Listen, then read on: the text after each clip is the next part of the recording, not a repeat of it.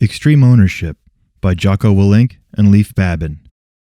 The setting is the spring of 2006 in Ramadi, Iraq, the epicenter of the insurgency. Firefight is underway and chaos and confusion reign. It's blue on blue, meaning the death and injuries sustained are from friendly fire. Author Jocko Willink was the commanding officer of the Navy SEALs involved, though others were there as well. After the incident concluded, he was called into the debriefing. Someone would bear the blame. Jocko describes the scene. He begins by asking whose fault this was. One SEAL after another raises his hand and says, "It was my fault, I didn't..." Jocko responds to each, "No, it wasn't your fault." When several had spoken, each hearing that it was not their fault, he concluded that the fault was his. He then went on to detail how he would make sure it wouldn't ever happen again. Thus was born the title of this book, Extreme Ownership. Jocko Willink and Leif Babin address the characteristics of leadership from the serious standpoint of war, but both are confident that the principles apply to leadership in business and life in general. The book is divided into 3 main sections, each having to do with victory and how it involves leadership. 1. Winning the war within. 2.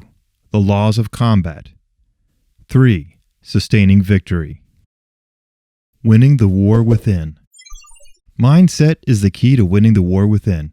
It is a tough mindset to reach. Their bottom line is that good leaders take responsibility for everything in their world, including the things that go wrong. These authors are not asking you to do something that they have not had to do in the most serious of situations. This type of ownership can get you fired, but it does wonders for how your team views you. They see your integrity and they trust you even more. The other side of the coin is that good leaders humbly attribute wins and successes to their team. In fact, the authors dedicate an entire chapter to checking your ego.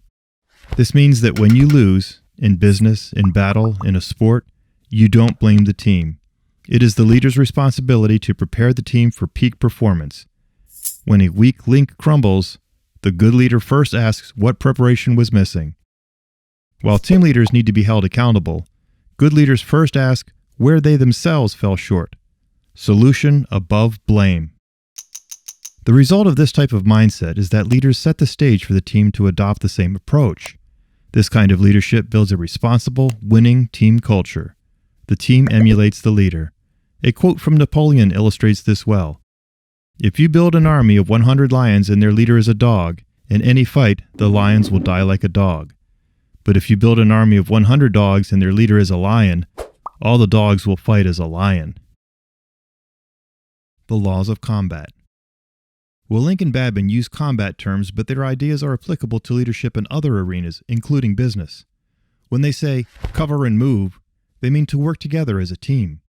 No team can expect to win without taking care of one another and supporting each other. If your business pits employees against one another for promotion and bonuses, your progress to success will be hindered. One way to keep a team together is to make sure that the entire team, from the least to the greatest, knows and understands the mission. For the leader, this means more than just communicating. The leader needs to put the marching orders in concise and easy to comprehend terms. The authors say you must keep it simple, although Jocko reiterates, leadership is simple, but not easy. Another way to keep a team together is for the leader to prioritize and execute. The leader is responsible for sifting through all the pressing needs and prioritizing which requires the most immediate attention. The leader should then execute a plan and communicate it both up and down the chain of command. A good leader will not, however, fall to target fixation, the singular focus on one problem, but will instead be constantly watching for shifts in the situation. Sometimes a quick call is required. Navy SEALs put it this way: relax, look around, make a call. Take care of issues one at a time, the most crucial one first. For a large team like the military to function, the authors say that decentralized command is necessary. Good leaders in businesses of various sizes can use this advice. Prepare and empower competent employees to make crucial calls. This builds a team of leaders. This is yet another reason to make sure that all team members know the mission and that the marching orders are concise and simple. Sustaining victory.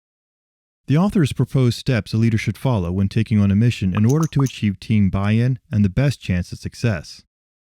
1. Share a clear objective. Make sure everyone knows the goal. 2. Make a simple plan using the prioritize and execute strategy. 3. Make sure everyone understands the mission and their individual responsibilities. To accomplish this, the senior leader needs to delegate and trust junior leaders to carry out the details of the plan with those under their supervision. Decentralized command. 4. Always debrief after an undertaking, evaluating what went right and what went wrong. Make tactical changes accordingly. 5. While you may identify specifics where certain members of the team should have done something differently, this is never to place blame. All blame goes to the leader. The goal is adapting the plan in order to accomplish a win for all involved. The authors close the book with a chapter on discipline.